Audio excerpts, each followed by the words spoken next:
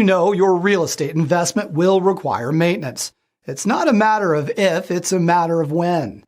The work that you do on the property can either increase or decrease your return on investment, or ROI. Look at your maintenance budget and make sure that you're making smart choices when it comes to maintaining your property. To illustrate what you should and should not do when it comes to preserving the condition of your property and protecting its value, think about the problem of dry rot. Painting the property regularly protects it from the elements. The longer that you wait to paint it, the more that it will cost to repair dry rot and other weather-related exterior damage. It rarely makes sense to defer maintenance.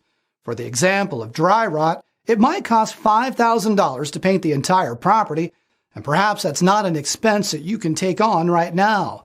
If you wait too long, however, you might end up paying $10,000 or more for dry rot repairs, in addition to the $5,000 to paint the structure, equaling a total cost of $15,000. Another example is that of plumbing and valve fixtures. Angle stop valves shut off the plumbing at each fixture. If you don't test them regularly, you're setting yourself up for major plumbing problems. If an angle stop won't turn off or drips when it's off, it's important to replace it right away. Otherwise, it may cause serious water damage later with a big expense to match.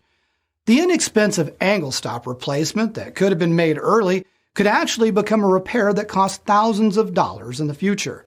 So, what do these examples tell us? Taking care of repairs while they're still minor will save money in the long term and increase the investment ROI. Deferring them to a later date is an expensive gamble and will hurt your profit. Please contact us at Advantage Property Management Services for any questions that you may have about your East Bay real estate investment.